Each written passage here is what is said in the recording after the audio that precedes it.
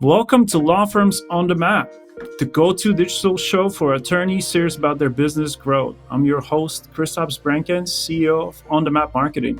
Our agency has helped thousands of attorneys crush their SEO and digital marketing goals over the last decade. Today, I'm meeting with law firm SEO veteran, turned into e-commerce SEO, Andrew Prince. Andrew worked as in-house SEO at law offices of James Scott Farron. Later, he transitioned from local SEO into e-commerce SEO, becoming senior SEO at Wayfair.com. To set the tone for today's episode, Andrew took Farron.com website from 5,000 monthly visitors to 40,000 in a matter of 2 years. Andrew, I'm super excited to have you here. Thanks for having me. I'm very excited to be able to share my journey at Farron and how we saw that growth in that short of a time period. Well, that is very impressive growth. So we'll definitely dig into that. But before we get started with Farron.com journey, why don't you tell us a little bit how you got into SEO and what led you to taking a position at law offices of Scott Farron? Yeah, so I started off at an agency as an intern and kind of learned anything and everything. It was a full service agency. So some organic social, paid search, SEO, a little bit of everything. And then the agency specialized, and I was the newest person. And so I kind of got the last pick. So they said, you get SEO. So SEO chose me. I did not choose SEO, but I like to think of myself as an extroverted, analytical person. So I like people and I like numbers, and SEO is really, really great space for that. So I was at that agency and really learned SEO. Went out. I was in the Raleigh area, so it was great. There were a lot of different SEO meetups and was able to network and grow my career that way. And then went to another agency. And then James Scott Farron recruited me and said, we haven't really had someone full time for an extended position in SEO at our firm. We're the largest personal injury law firm in North Carolina. We saturate the TV market. We know that we have to do something on the SEO side. We don't know what that is, though. Would you be interested? And as you know, with how competitive it is. Before you go further, I just want to emphasize that this is very advanced level personal injury law firm. I mean, they went out to an extent to recruit an SEO to join their company, not just hey, let's hire a marketing director. That's the typical move. And then the marketing director coordinates all the vendors, which is totally fine. They took this step further and said, hey, we need an in-house SEO, and we're going to go poach agencies and look at their employees. Wow. I hope I'm not giving up the tips right now. But I think it's worth mentioning that should be the mindset to really grow someone's SEO, like personal injury law firm or any other practice area for that matter. If you really want to scale it, you need to have a dedicated resource. In this case, they said, hey, we have enough resources to hire someone. And maybe we dig into that too, the difference between in-house SEO and agency. But that was just a point I wanted to emphasize. So they poach you. What's your first reaction? What is personal injury SEO, or how did you even wrap your head around this? Had you worked on a law firm campaigns before, or law firm SEO campaigns? Sure, right. At agencies, I'd worked for some larger clients, nonprofits, some smaller e-commerce websites, like just a wide variety of things as kind of full-scale digital agencies do sometimes. So I had kind of a wide array of experience, including some very small attorney sites where it was maybe a solo practitioner or 3 to 5 attorneys, but not, James Scott Farron, when I started, had 50 plus attorneys. Like, that was a large law firm to all of a sudden go to.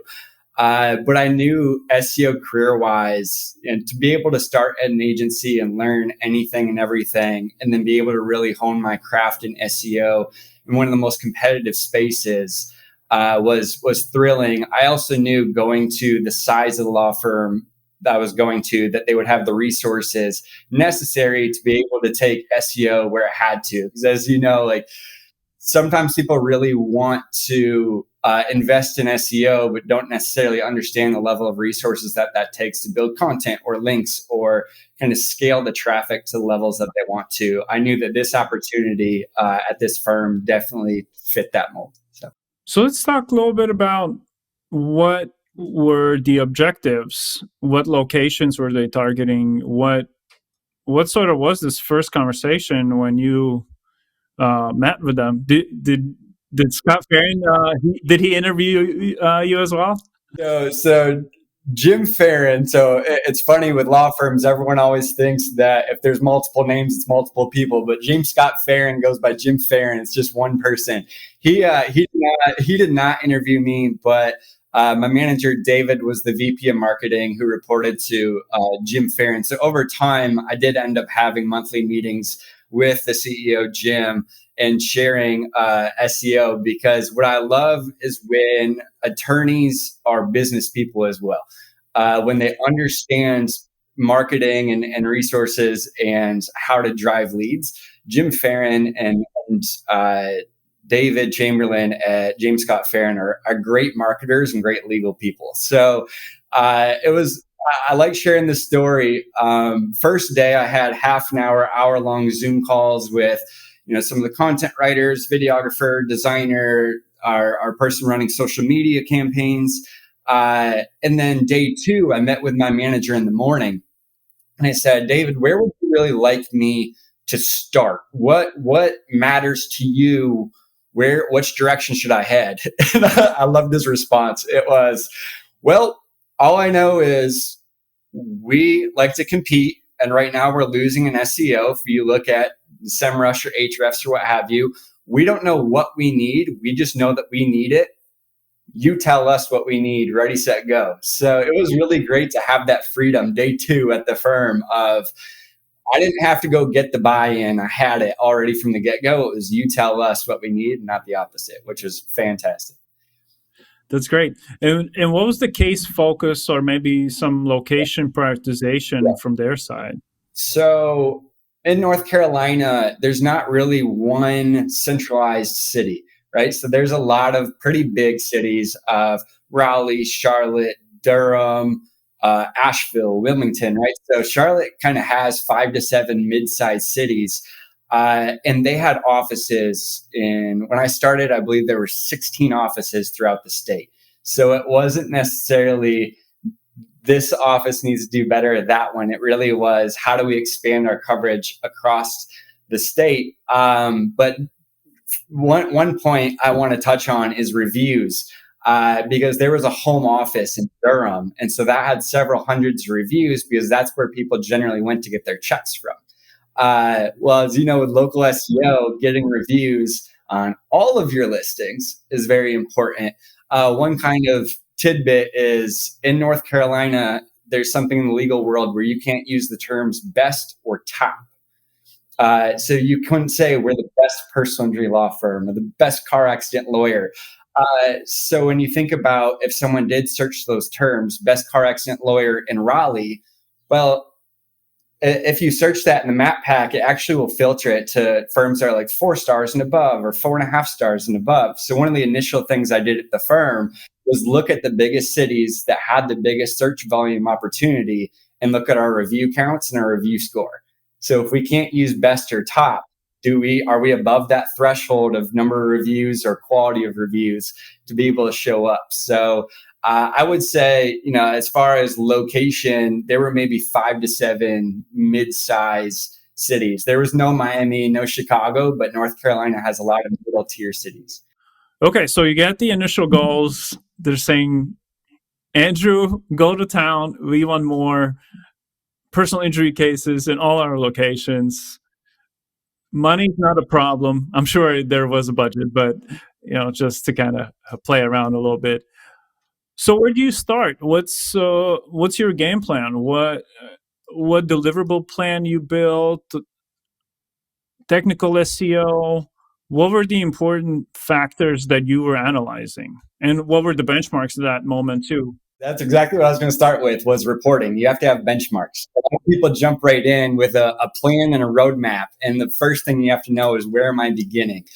So I actually asked other people at the firm, who do you see as our competitors? And what was really interesting, again, knowing that they hadn't invested a lot in SEO previously, they gave me TV competitors or radio competitors, billboard competitors, a lot of traditional media. And what's really important for people to understand is that your digital competitors, your search competitors, may be very different than your traditional media competitors. So I had to take what they said and kind of build out benchmarks in the competitive landscape that way, and understand who's beating us on links, who's beating us in feature snippets, who does images and video better. So really, again, I hadn't had extensive experience in legal SEO. So one thing I had to do is look at who's doing this the best, who's doing this the best, and really start to, when I built out a roadmap, think through kind of what's the level of importance there. There was a big issue, and you've talked to me about this before, where that first year when I was at Farron, it was kind of flatter traffic. And then starting year 2, we saw a big spike.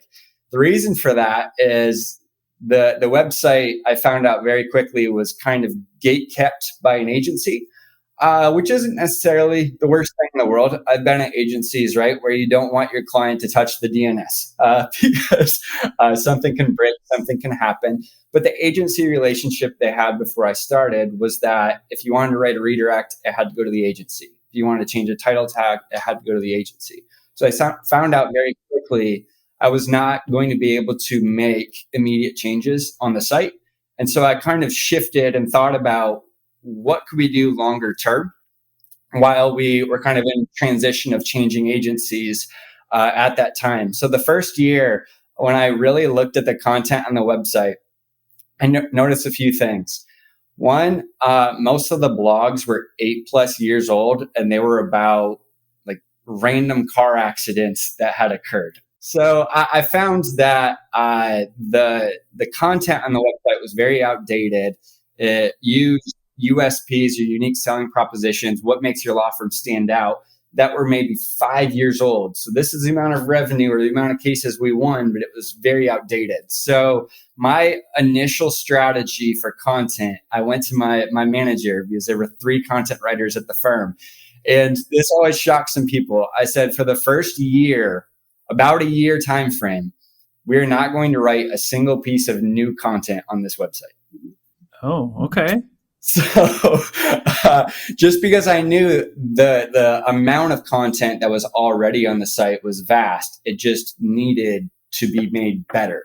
So a lot of those old blogs that were 8 years old about a car accident between a semi-trailer and a car were no longer relevant. Kill it, get rid of it. You don't need it. It's not helping your SEO. And really, if you think about the concept of EEAT and like being an authority in the SEO space, an 8-year-old blog about a car accident isn't helping you. Get rid of it. People get so scared to kill things on their site.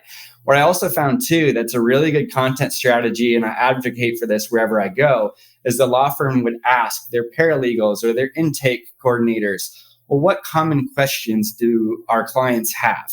And they would write those questions down and they would write blogs about it. Great strategy. The issue is if you do that every single year, and every year you're writing the same blogs over and over and over again, next thing you know, you have 5 blogs that are the same topic. So part of my strategy was, we have 5 blogs that are pretty decent, but they're all competing against each other. Let's combine them into one focused blog. All the links point to that one blog. The content's built out. You can go after featured snippets, right? Like in SEO, it's becoming more and more the direction of quality over quantity. And so my initial strategy at the firm, knowing we had a longer time horizon, was let's revamp all of the content on our current site. Wait. I want to go back to the statement you just made.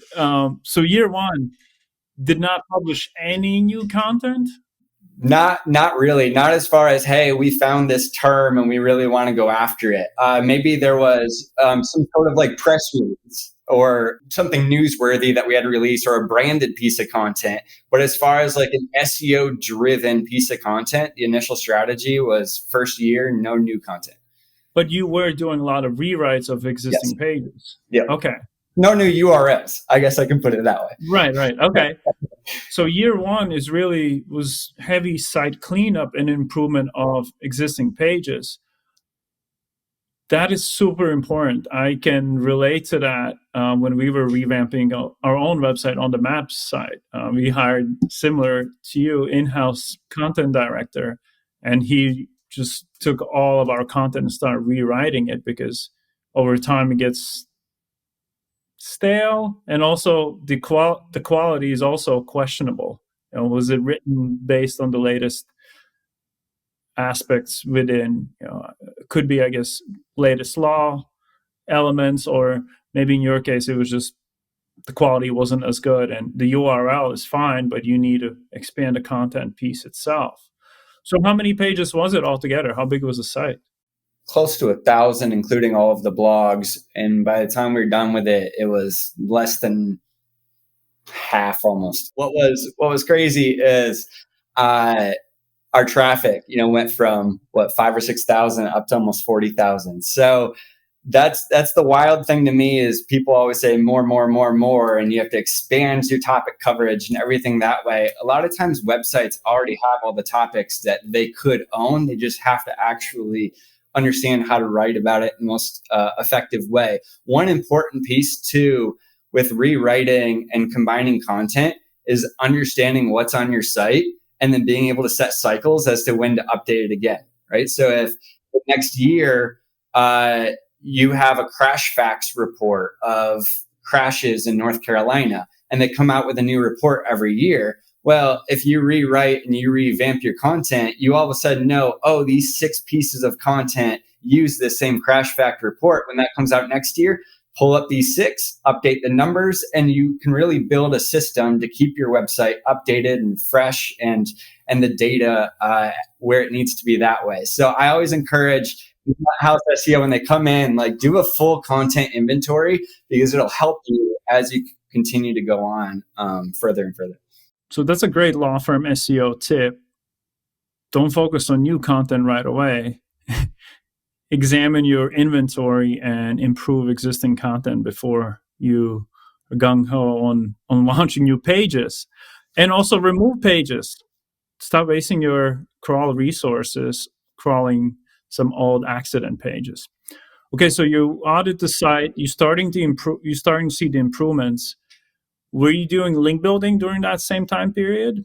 Yeah, so I attended the White Spark Local Search Summit a handful of years ago, and Blake Denman had a really great template where you download all of your links and you categorize them. These ones are from local sources. These ones are from maybe law firm, law relevant, legal world things. And then you have citations, and then maybe other, a Reddit or a news site or something of that nature.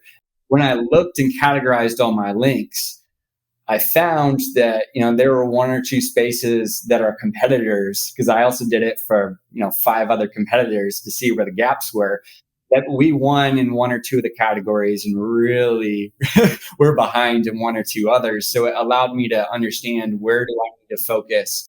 So what were the categories where you were losing? I think this is really interesting, not just looking at the link count or domain rating, but actually taking a step closer and categorizing all the link profiles. And how did you categorize the link profiles? Let's reiterate that for listeners. So it was local. So a local news station or a local nonprofit or partner that way. Legal, anything law related. And then citations. And then anything that doesn't fall under any of those umbrellas. What I found specifically was that our firm was not doing well in the citation piece, and partially on the legal piece, right? So I actually listened to your last podcast with Victor, where you had talked about legal directories, and I was listening to it on the walk, and I'm like, yes, I'm going to hammer that home, because that is so funny. I'm so telling Victor about this; he's gonna love it.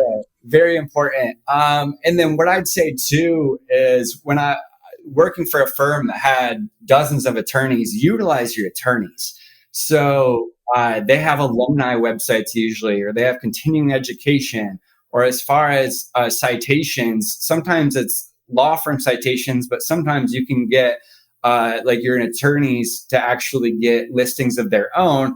Well, that's where you can put links to blogs they've written on your website on these citation sites. And next thing you know, you're really just building out citations, but you can funnel some of that authority to different pages on your site that are important. So, yeah, doing that analysis, I found that the firm did really well in local because, again, we had 16 locations. When you have 16 locations, you tend to be very involved in the community.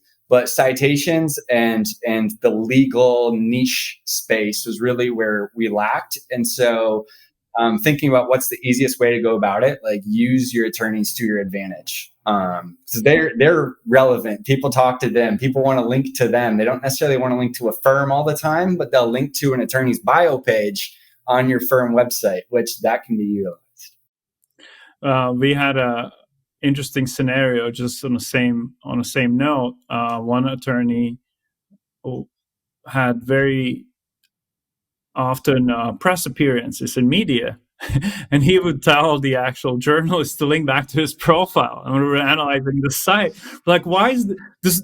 His profile page started to take index on certain keywords we were trying to rank because Google was just recognizing him with the main keyword.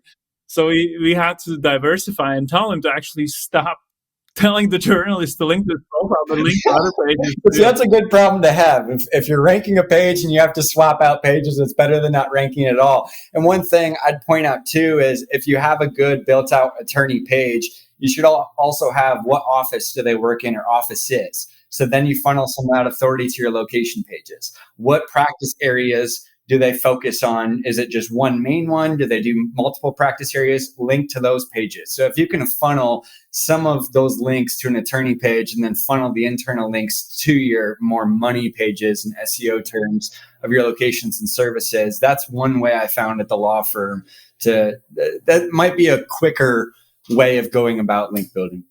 So kind of just gathering the facts you've given me so far about law offices, scat fair, and SEO campaign so far, sounds like they had some authority already. They had inventory of content that wasn't optimized and expanded enough. And then third, where are you taking this? So you're coming into a site that had some decent authority, which is good. Did you feel like there was room for improvement in authority-wise? Like, did you have to improve it?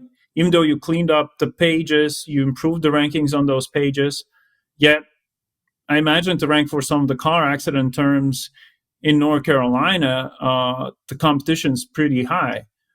Did you then adjust the strategy once you saw how the rankings have improved? Like, what was this next step once you had cleaned up the site? You filled in the gaps citation-wise. What are the next steps?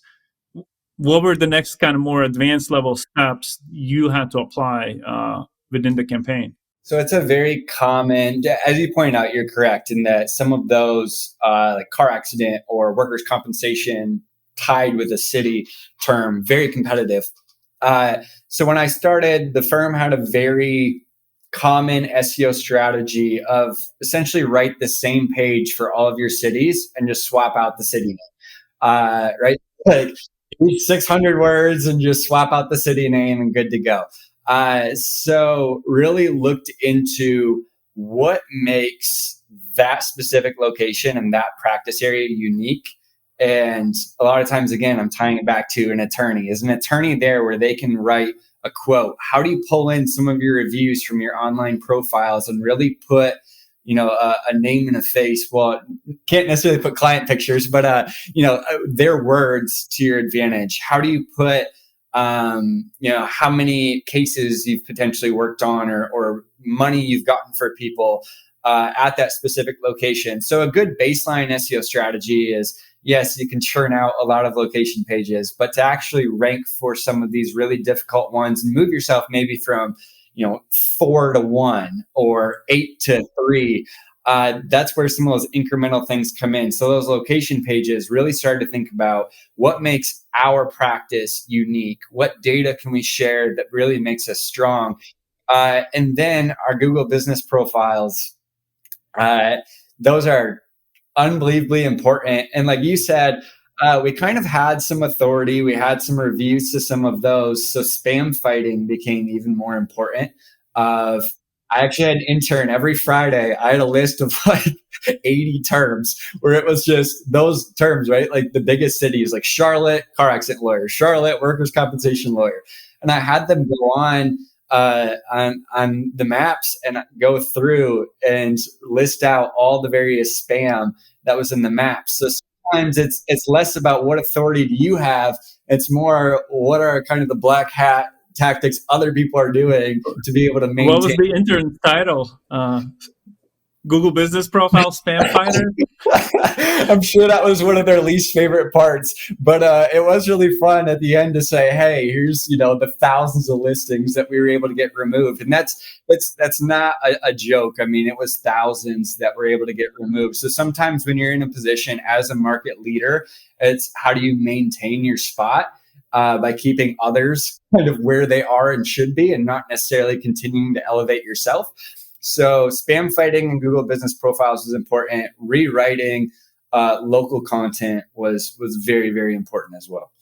While we're on Google Business Profiles, what did you found as the biggest ranking driving factors for those? I mean, you guys had 16 profiles. That's a lot to manage. What were those factors that impacted those rankings? So review, count and quality, and proximity. So what I found is in some of the bigger locations like a Charlotte, a Raleigh, a Durham, you couldn't necessarily rank for the whole city sometimes. It was kind of centralized in certain parts of the city. If you're talking about a smaller town, a Rocky Mount, a Hendersonville, those ones, someone could search for it 20 miles outside of it and still see your profile because the law firms aren't as relevant. So proximity, very important. And then reviews. And like I mentioned at the beginning of this segment, some of our main locations had 300 or 400 reviews while other of them had 4. Well, that became a big part of the strategy. Is the name brand of law offices of James Scott Farron was great, but if your location only has 4 reviews and a mom and pop personal injury law firm has 20, they might actually look more relevant, more prestigious than what they really are because your review count's not there. So in the local space, have to think about reviews. And what I found in our process is they would kind of send an email or a text potentially, or have an iPad at the time clients would get their check and ask them for a review, but it wasn't a priority, so to speak. They didn't understand the value from an SEO perspective. They understood the value. When I say they, I'm talking about our internal kind of team. It was big to get reviews to put it on the website or to be able to share it on social media, but didn't understand local SEO reviews are huge. I'm not someone, the locations where there's 4 reviews. My strategy wasn't all of a sudden go buy reviews. I know that if you buy reviews and they get taken down, it can still help your profile and things of that nature.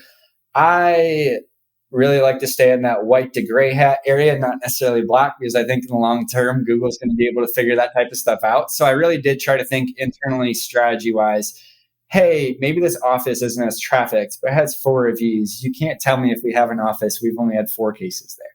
So to really drive my point home, I did talk to Jim Farron, the CEO, and said, it would be a great opportunity to talk to the attorneys and get their buy-in. So I actually had a video call with 50 attorneys for half an hour, and I talked about how important reviews were. And sometimes you didn't have to wait to the end. If they had a really good conversation in the middle or a really great point, hey, ask them just to write a review then. And I showed some of the different competitors, because attorneys are competitive, let me tell you. So if you can get their buy-in and show how competitors are doing in some of those different cities where our firm was losing, well, guess what attorneys are going to do? They're going to all of a sudden incentivize themselves and their paralegals to get reviews and win that way. And then they would ask me, hey, how are we doing? Or, hey, I talked to the team about this. So again, to work at a firm that had that many attorneys, that I had that buy-in, that I was given that space on a video call to share the importance, it was really great. So we're talking a lot about fundamentals, and that just blows my mind. And I often tell my team, hey, fundamentals are so important. Just kind of feeding you back what you said, cleaning up the content, removing unnecessary pages that don't provide strategic value, cleaning up the link profile, expanding citations, which are probably relatively the easier ones to get. Obviously, there's a process for the legal directories, but filling in all those gaps was a huge factor. And then number three, something that doesn't even really have to deal with SEO, it's reviews. You're generating social proof, acknowledgement that this firm has serviced all these people, and they're just providing feedback on what was their experience. All right, I want to dig into some more advanced level stuff. No, this is already, hey, listeners, the advanced level stuff doesn't exist. Just focus on fundamentals. But that joke aside, what were some other things? Now you're sort of year one in, you're getting the fundamentals dialed in, things are looking good. Where do you take it next? Did you already have like those top three rankings for car accident and workers' comp terms across all locations, or there were still certain challenges, and maybe there were some additional now content strategies? Because you said year one you didn't publish new content, but year two, so I'm kind of curious to see where this shift is going now. yeah, so once we got through year one, we actually launched a new website, switched agencies. And so we had more freedom to actually go on and run some tests. So got a testing tool and tested some things like title tags and internal links and buttons and things of that nature. But from a content perspective, one challenge that was interesting is there were a few Spanish pages on the website, but they wanted to build out Spanish inventory. I don't know Spanish. I've also worked at Wayfair and worked on the Wayfair Canada website. I don't know French. So it's a really interesting position for an SEO to be in. But we, again, had attorneys in-house who knew Spanish at James Scott Farron. So they would write and translate some of our content. But you still, as an SEO, have to do some keyword research. So what I found is that a lot of our Spanish writers wanted to continue to put auto accidents. Well, I kept seeing that Caro had more volume than auto. And they said there was a bit of a translation piece where they didn't necessarily want to put Caro, but I said, let's just test this out and see what happens. So I swapped the title tag out to Caro, and about half of the instances on the page I put to Caro from auto. That's literally all I did. Just changed it. The initial car accident page on our Spanish side did next to no traffic after it got indexed for a few months, switched about 6 terms to Caro, ranks top 3 nationally for car accident lawyers in Spanish. It was incredible, some of those things where we had the freedom to sort of expand. So, hey, let's expand our Spanish content and do some research that way. We expanded into another state. So we expanded to South Carolina while I was there. So thinking about new content. So that's really great. You have all of your content based in North Carolina, and you move to a new state. That brings some different SEO challenges of, do you have one personal injury page, or do you have a North Carolina personal injury page and a South Carolina one? So all of a sudden the targeting went from, local and state to all of a sudden having to think through some of those bigger SEO challenges as it expanded. And then you start thinking, well, if we go to the next state, we go to the next state. And what happens when you become a Morgan and Morgan, you have this gigantic website. So really, while I was there, those 2 years, the firm went through expansive growth where we had to stop thinking of just how's the website currently exists, but as it expands, how do we allow for room for expansion there? So that was one bigger challenge from a content perspective we had to think about. So besides landing pages for locations and building out respective practice area structures within those new locations and states, what were your blog long tail keyword strategies? I looked at a Twitter thread by Jake. I don't know a full name. It just goes by Jake. It was really great. It was putting some questions into Google and pulling up Wikipedia pages that were relevant to the topic, taking those Wikipedia pages, putting it into Ahrefs, and then being able to see various questions that are tied to those pages.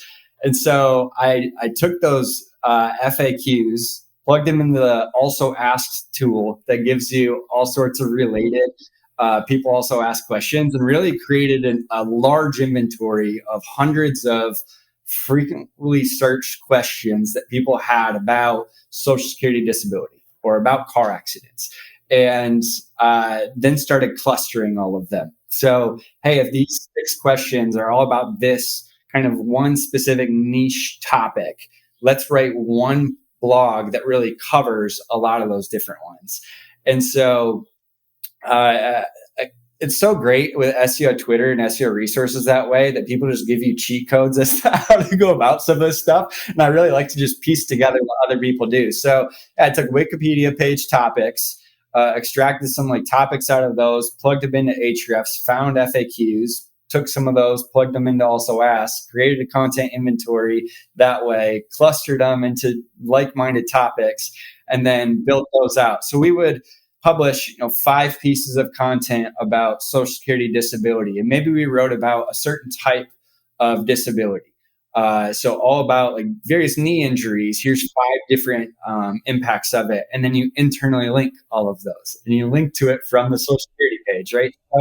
So when we think about topic clusters, that's when we had to really think about like where we want them to expand. When you were writing the FAQs, or sort of the answers on specific questions, were you trying to tie in somehow the state laws within that, because it's legally related, like workers' compensation, talking about some form of potential settlements, or integrating laws in those content pieces as well?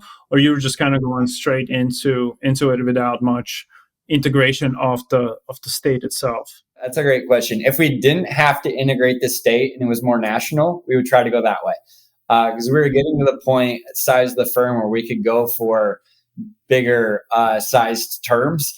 And so if we didn't have to tie it to a specific law, we wouldn't. But as you said, like Social Security disability is something that is certainly a state by state basis where we had to tie it to a certain state and those laws. And then we would also try to have a USP section at the end. So, okay, we wrote this whole blog about this. Now, have we had a case that was similar? Do we have a quote from something that can talk about that? Can we pull in a review from somewhere else? And then we always had to have one of our attorneys be a subject matter expert and review it.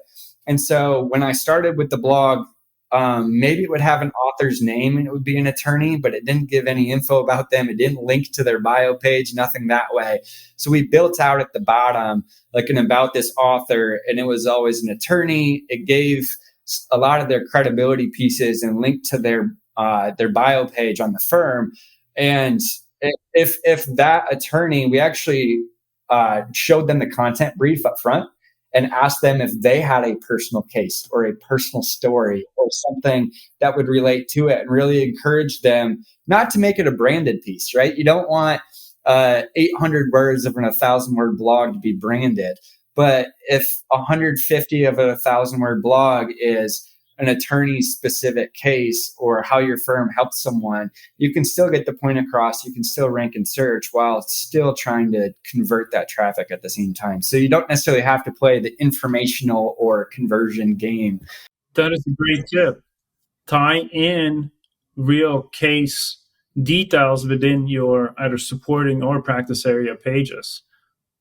Use testimonials from the clients in this case, or the attorneys referencing different cases that had certain similarities of what you're talking about in the content piece. Can you walk me quickly one more time through the Wikipedia approach? That seems super clever. I want to test it. So what's the angle with the Wikipedia? Tell me about that first. So Wikipedia is really great at entities, right? So with SEO, with understanding entities and the connections between them, well, Wikipedia is like the number one source to learn about entities, which is funny because if you said that 10 to 15 years ago, it'd be like, no way, you can't use Wikipedia for anything. But there's some different tools out there that you can plug in, like Wikipedia, and it'll extract some of those entities, or it'll extract some of the topics from it. So I would put it in like Ahrefs and look at all the keywords Wikipedia is ranking for, and then try and extract certain ideas from that. There's a tool, well, so you can see what it ranks for. So you can just use Ahrefs normally with a Wikipedia page and see what it ranks for. So that's the most basic way to do it. There's also, Google has like an NLP tool. So you can plug in content, extract some different entities from it, so you can see what it believes are like the main topics that it's talking about. And then there used to be something, I think it was called missing topics. And that's the one I love the most, because you could put in any page and it would kick out like 100 keywords and topics related. But I think someone bought it and redirected it to their personal website, which drives me nuts. So there has to be another tool out there that extracts topics like that. But I know that there's an NLP one about it, or just plug a Wikipedia page right into Ahrefs and see what that ranks for. And that generally gives a good idea as to like what topics that Google thinks that Wikipedia page is authoritative about. That's a great strategy. And so that was sort of year 2 where you started going deeper and deeper into content to build more supportive content, I suppose, too, for some of these workers' comp keywords. Yeah. And then what we did too is we would set a timeline about 3 months after publishing this content. We would follow up with the attorneys and we would say, hey, remember you wrote this blog? This is how it's performing. Here's the traffic it's driving. Here's how many leads it got. That's the big thing too with legal SEO, not just keywords and traffic and stuff, but how many leads, how many cases did you get signed from this? Attorneys love that. Hey, we got 3 cases from that blog you wrote a couple months ago. It's brand new. SEO, everyone says 6 to 12 months. But if you have concrete, solid, long tail SEO strategy, answering questions, it's helpful, you can get it to rank pretty quickly. One other thing we integrated is every 2 weeks, I would meet with a content writer. We'd go into Search Console and we'd look at the terms that had the most amount of impressions and see which ones ranked like 5th to 10th. And we would pick 5 of them. And we would take those terms and we would plug them into search, and we would see, is there a featured snippet for it? And we would see, what format does it need to be? Does it need to be bulleted list? Does it need to be a table? Does it need to be a paragraph? And every 2 weeks, we were going after a handful of featured snippets, just trying to show up that way, because featured snippets are an absolute gold mine in the SEO space. And now, I'm in the test group with SGE, the Search Generative Experience. So kind of Google's AI search experience that they're testing. What I'm finding a lot of times is that the Google AI prompt is kicking out something that's very similar, if not the exact same copy of featured snippets. So when you think about writing content, especially new content, think about the keywords you want to rank for. First and foremost, see if there's a featured snippet, because the way that Google's going, you might now have AI, a featured snippet, and then like the old number 1 ranking might be page 2 in today's terms. So featured snippets are definitely something that we did to try to take it to the next level as well. So many aspects that I want to dig into a little bit deeper, but then this episode is going to be 2 hours. So let's kind of take it back. And I want to ask about 2 more things, and then I have a few final questions sort of about what you're already talking about, the future of search and how you would start this all over. But before we get into that, link building. So you said you had a gap citation-wise. You filled that in, but you still had a gap from legally related websites. Because on local end, you guys were covered. What were you doing to get those legally related sites? What was the directive there? Because you're scaling the content, reviews coming in, you got the citations, you're already in the local community. So this is almost the 5th element. Bring us full circle. It's the 5th element. So one was prioritizing, kind of blending 2 of the things together. focus first and foremost on the legal citation sites. So like Adjustia, Super Lawyers, things of that nature. So it's still citations, but focus first and foremost on the legal niche ones. So those ones were most important to start off with. And then asking our attorneys, what are you involved with? So I set up Google Alerts and TalkWalker alerts for our attorney names. I know a lot of people set them up for their law firm, but don't necessarily think about setting up for their attorneys, or even like the VP of marketing, who his name's on all the press releases. He get mentioned in the media a lot of times. So what I found out by doing this for a handful of weeks is, oh, this attorney is actually part of this legal group, and is someone who speaks regularly at this monthly meetup of attorneys. Hey, can we get a link on that local group site? Or, hey, this attorney is involved with X, Y, and Z. So it was as basic as watching the trends in setting up Google Alerts for 25 of the most prominent attorneys, seeing where they're connected. And then all these attorneys generally have to take like continuing education classes or like various courses to keep up on things. And many of our attorneys actually taught those classes. And so if they have a speaker bio or a picture on that legal site where all the attorneys have to go to get certified or stay up on their education, well, hey, if they're already speaking anyways, can we get a link on that site? So a lot of what I did was reactive to what the firm was already plugged into and then taking advantage of it rather than having to come up with a whole bunch of brand new ideas. Can you talk on the monetary value SEO growth brought to the firm? Year one, the traffic slowly was increasing from 5,000 visitors, and then year two, upon the time when you left for your next journey, the stats are showing about 40,000 visitors a month. That's 8 times the monthly visitors, which is a mind-boggling number. What was the impact of that financially, case-wise? Millions. I mean, a lot of cases, right? So one of the first benchmarks I set was how many cases are we getting from SEO? We didn't necessarily have those numbers. So I said, how many leads are we getting from SEO? We didn't necessarily have those numbers. I said, how much traffic are we getting from SEO? We didn't necessarily have that set up. So really setting those benchmarks and prioritizing that week one paid dividends in the long run. Because can you share what those were, if you remember? I can't give the hard numbers now, but hundreds of leads, probably dozens of cases more on a monthly basis. I mean, the firm was big enough, but very, very significant amount driven. Mostly from cleaning up Google business profiles, adding products and services there, doing spam fighting, and then those blogs, the better location pages that are targeted more towards the audience and not just copy and pasted, right? Like we weren't just thinking SEO, we were thinking CRO, like conversion rate optimization the whole time too. SEO doesn't matter, right? If we went from the 6,000 to 40,000, but it didn't convert better, like what good are you as an SEO?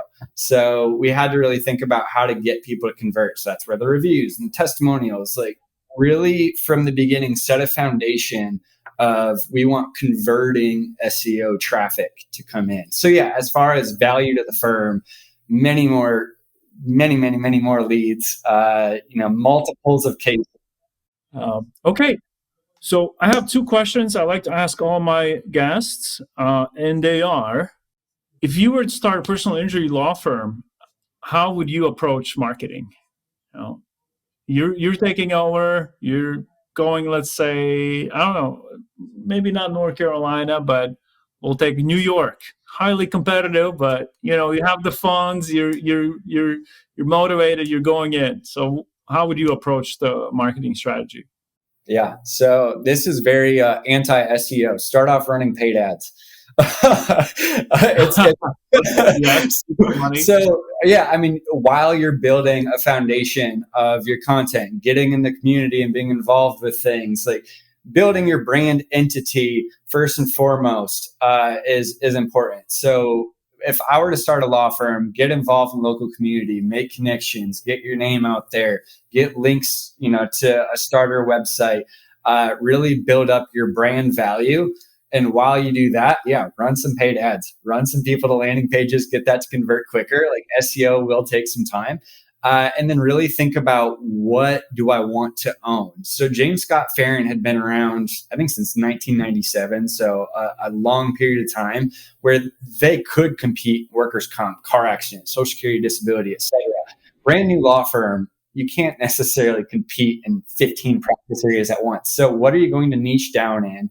What are you going to own from a content perspective? Like, what do I want to be the authority in? So get your name out there, grow some brand value, get some branded links, while thinking about building a content strategy that's around one specific niche. Really good advice. I like it. Question on that. You said building brand value, which is evolving idea that is starting to overlap in SEO. Almost every guest has talked about building a brand. How do you see building brand value through the community? Because that's sort of what you were alluding to, right? Yeah. So sponsoring local sports teams, being involved in the Chamber of Commerce, uh, throw a billboard up. Old media still can work, traditional can, as far as people seeing something, especially if it's catchy, funny, etc. Uh, you know, Legal. A lot of people don't necessarily want to just go online and hire the first attorney they see. It is a lot of connections and word of mouth. So building some of those trusting relationships, whether you are part of a church, whether you play in a rec team league, like being able to get your name out there and build those connections and be seen and be visible is very helpful. I think one thing that helps the offices of James Scott Farron from a branding perspective is the office when I worked there was in the left field of the Durham Bulls AAA baseball stadium. So anytime there was a baseball game, you would see the brands on the building in the outfield. Like, that's something that people related the law firm to, the baseball stadium. Like, they made a subconscious connection just from that being relevant there. So being part of the community can also just being like making some various connections to how people think about your brand effectively. Okay. So we're closing circle here, and I want to talk about the future. Where do you see search marketing in next 3 years? 3 years is a long time horizon with how much things have changed as of late. So one thing that I've mentioned a handful of times is the USPs, data, differentiators, with AI content becoming more prevalent in the search space, people spinning up articles. What's going to make someone stand out and I think really rank and do well in the SEO space long term is having like proprietary data, having data that you can research on your own about your cases or all the police reports in a certain state, if you can aggregate them and write up something with trends related to it. To me, there's how many trillions of pages on the internet. I think it's only going to get worse with AI content being spun up. One issue that I've seen that I think will continue to grow way worse in the next 3 years is indexation rates. So if you continue to kick out low quality content, it's going to get to a point where almost everything used to get indexed and it still just might not rank. I think it's going to continue to get worse and worse, that content's just not going to get indexed in the first place. Like, you actually have to have high quality content across your website and be able to continue to show that you're an authority in that space. If you're turning up a bunch of AI content that's low quality, that's not fact checked, right? So it's just content for content's sake. If you try to say you're an authority in something you're not, you have no like brand credibility in that. Nobody else in the internet's talking about you. If you're all of a sudden like, we're doing car accident cases and you have like no prior experience in that or relevance to it, like Google I think is going to start understanding like brands, what they're actually good at, what makes them different. And those brands that can pair that experience with like their own data, their own experience, their own stories, and make it more personal that way, I think that will win in the long term. Uh, the search generative experience, the Google AI stuff, it'll be really interesting to see where that goes, because I think it's a really low quality experience in its current state. But when you see a chat GPT, when you see Bing AI, like you have to think about 3 years from now. I mean, 3 years ago, we would have had no idea. We were talking about voice search being the future of SEO 3 years ago, right? So 3 years from now, I think a lot of informational queries might be able to be solved with AI, where people are just trying to get quick information of, hey, what do I do after a car accident? But as far as which attorney do I hire after I get in a car accident, like that's hard for AI to be able to like give a credible recommendation necessarily. So it's where I still think the brand building aspect, building out content that continues to show your experience and expertise, like those are the firms, those are the types of companies that are going to win in 3 years in SEO. Great talk, Andrew. I enjoyed this conversation very much. You gave me several tidbits now that I want to test, and you're solidifying the brand building aspect even more. Where can our listeners find you if they have some more questions, or they just want to connect and stay abreast of things you're doing in SEO world? Yeah, so I'm very active on Twitter, so at Andrew Prince 16, and then you can also find me on LinkedIn. Very happy to connect and chat. I think my pinned tweet is from a couple of years ago, where I just said, I enjoy meeting new SEOs. Like, let's chat, let's talk. And I've actually been able to meet some really good lifelong friends in the SEO community through Twitter. So yeah, don't be a stranger. I think that's how we met. Yeah, exactly. We met through Twitter too. That's right. Exactly. So. All right, awesome. Well, thank you so much, Andrew, and good luck with all your SEO efforts. We're excited to see tests you'll be rolling out. Well, thanks for having me. I appreciate it.